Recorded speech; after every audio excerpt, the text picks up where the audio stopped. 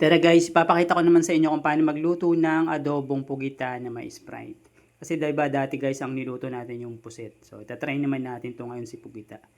Ang maganda dyan guys, pakuluan nyo muna siya para mabilis siyang hiwain. Then syempre, igisa na natin siya guys. Yan. Yung ricado niyan, sama-sama naman yan eh.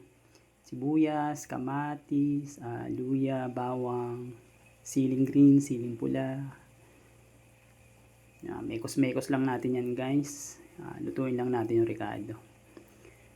Then pagkaluto naman ng ricado, pwede nyo nang ilagay si pugita. Ayan, nahiwa-hiwa naman na siya guys. So mekos-mekos lang natin yan. Ay gisa lang natin na maayos. Para medyo mawala yung kanyang lansa.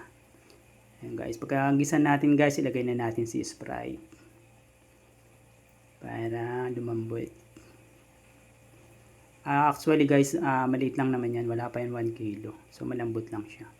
So pagkulo ng mga 5 minutes sa Sprite, pwede nyo nang i-add yung soy sauce guys. Siyempre hindi dyan nawawala si paminta. Lalo na si Magic Sarap.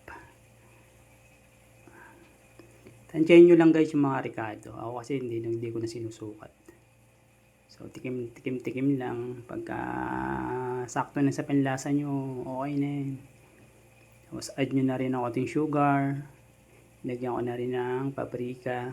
Pwede nyo rin yan guys lagyan ng oyster sauce. Wala lang akong oyster sauce. Nakalimutan ko.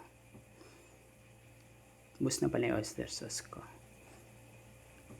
Tapos, mekos-mekos nyo lang yan guys. Depende yan sa inyo kung gusto nyo siyang patuyuan. Or kung may kids kayo, okay na yung may sabaw.